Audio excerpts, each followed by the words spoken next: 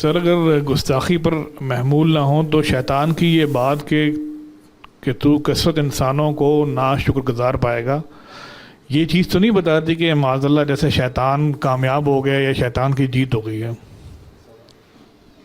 بظاہر تو یہی لگتا ہے کہ جیت ہو گئی. آپ کو شبہ ہے اس میں کچھ؟ نہیں سر، پھر ساری ایفرٹس نہیں کرنی چاہیے سر، سکون سے بڑھنا چاہیے پھر تو. ہمارا اس سے کیا تعلق ہے؟ ہمیں تو کامیابی کی طرف بڑھنا ہے. ہمیں ایک دعوت دی گئی ہے ہمارے پروردگار کی طرف سے کہ شیطان کی جیت ہو، شیطان کی ہار ہو.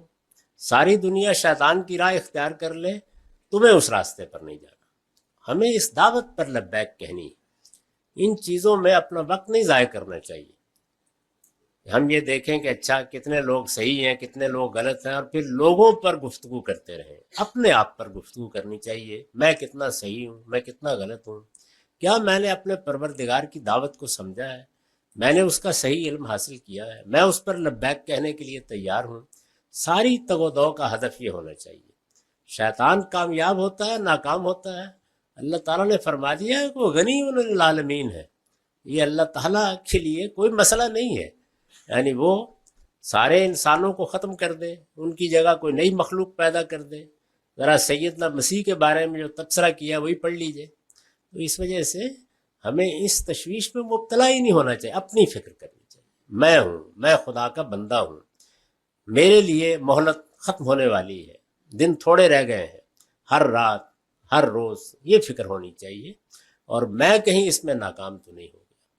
تو آپ نے فرمایا تھا کہ اگر گستاخی نہ ہو تو میری یہ بات بھی سن لیں.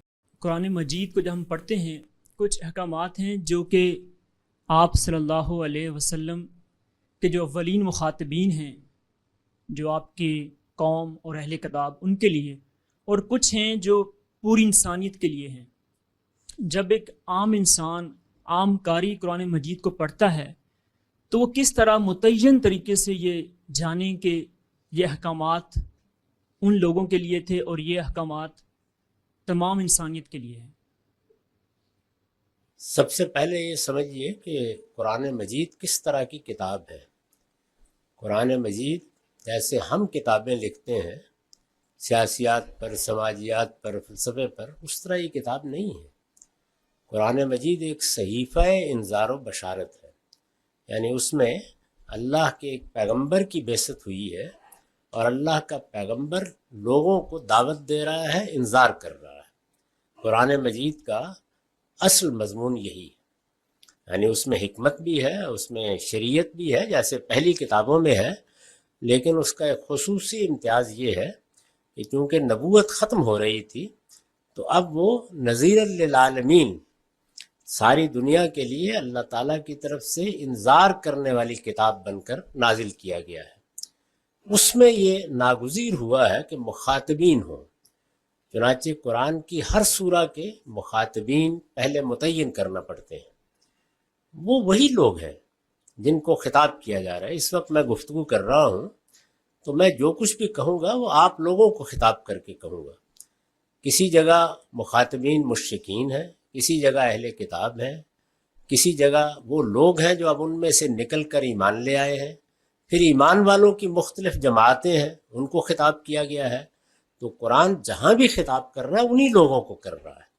اس لحاظ سے اگر آپ اصطلاح میں بیان کیجئے تو اس کا خطاب خاص ہی ہے، سب سے بیان کر رہا ہے.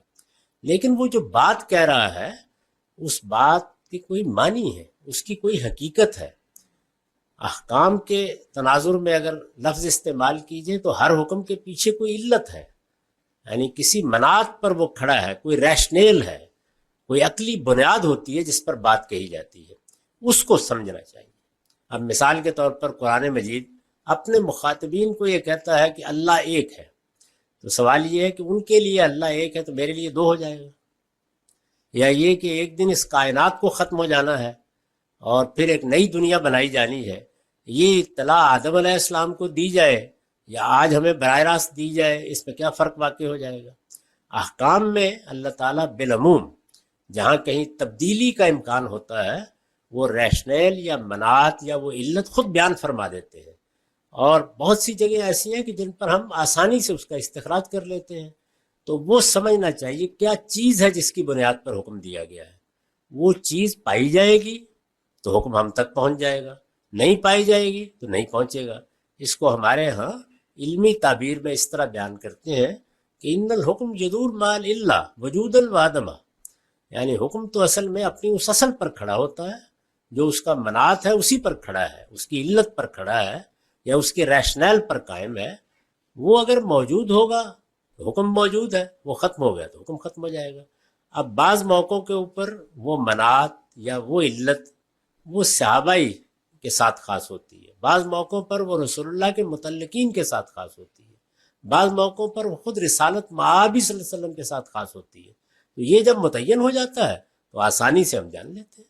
یہ طریقہ ہے علمی طریقہ. یہ طریقہ نہیں ہے کہ قرآن میں وہ آیتیں تلاش کی جائیں کہ کہاں رسالت مآب صلی اللہ علیہ وسلم تشریف فرما ہے اور خطاب کر رہے ہیں اور اللہ تعالیٰ وہ خطاب نازل کر رہا ہے، لیکن مخاطبین لاہور المورد کے لوگ. یہ کہیں بھی نہیں. خطاب سب وہی ہیں